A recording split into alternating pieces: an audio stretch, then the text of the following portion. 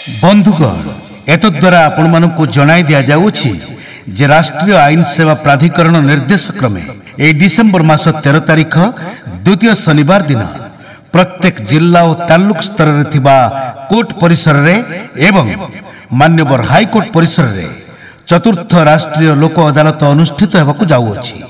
जदि आपणकर कोनोसी मोकद्दमा दीर्घ दिन धरी कोर्ट रे विचाराधीन अछि अथवा आपणकर काहा सहित कोनोसी विवाद लागि रहिछि तेबे सही मोकद्दमा अथवा विवादर सहज और आपस समाधान पाई लोक अदालतर सहायता नियंतु।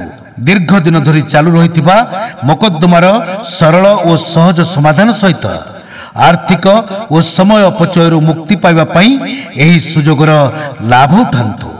सविशेष विवरण निमंते आपणक निकटस्थ अदालत परिसर रे कार्यरत जिला बा तालुक आईन सेवा कार्यालय सहित जोगाजोग करंतु।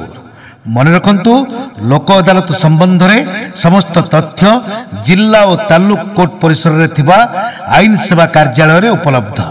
अर्थ और समय बंचंतु लोक अदालत रे शामिल हुंतु। मन रखंतु ए डिसेंबर मास 13 तारिख द्वितीय शनिवार दिन राष्ट्रीय आईन सेवा प्राधिकरण निर्देश क्रमे प्रत्येक जिला और तालुक स्तर रे थिबा कोर्ट परिसर रे एवं मान्यवर हाईकोर्ट परिसर रे चतुर्थ राष्ट्रीय लोक अदालत अनुष्ठित हेबाकु जाउछि। जदि आपणकर कोनोसी मोकद्दमा दीर्घ दिन धरी कोर्ट रे विचाराधीन अछि अथवा आपणकर काहा सहित कोनोसी विवाद लागि रहिछि तेबे सही मोकद्दमा अथवा विवादर सहज और आपस समाधान पाई लोक अदालतर सहायता नियंतु। दीर्घ दिन धरी चालू रहिथिबा मोकद्दमार सरल और सहज समाधान सहित आर्थिक और समय अपचयरु मुक्ति पाइबा पई एही सुजोगर लाभ उठांतु।